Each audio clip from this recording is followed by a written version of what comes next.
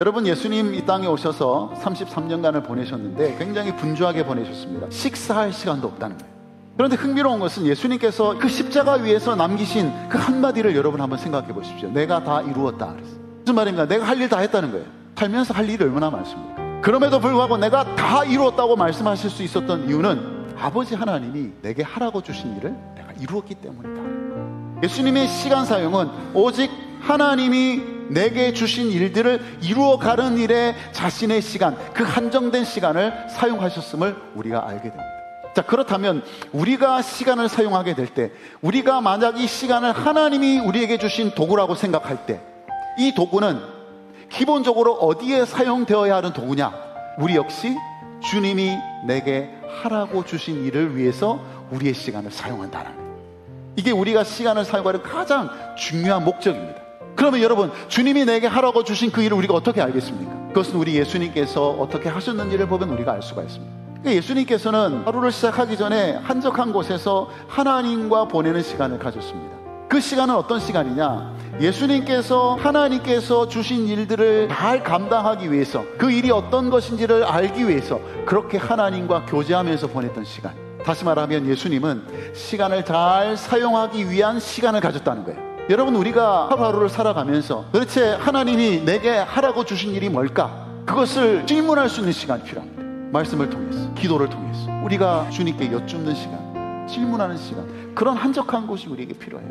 그래서 여러분의 하루의 시작은 언제나 이 질문으로부터 시작할 수 있기를 바랍니다. 주님, 오늘 하루 주님이 내게 하라고 주신 일이 무엇입니까? 그 질문으로부터 하루가 시작될 수 있는 여러분 될 수 있기를 주님의 이름으로 축복합니다. 여러분, 예수님께서 이 땅에 오셔서 하신 일을 우리가 다 알고 있습니다. 하나님의 그 놀라운 구원의 역사를 이루시기 위해서 이 땅에 오셨습니다.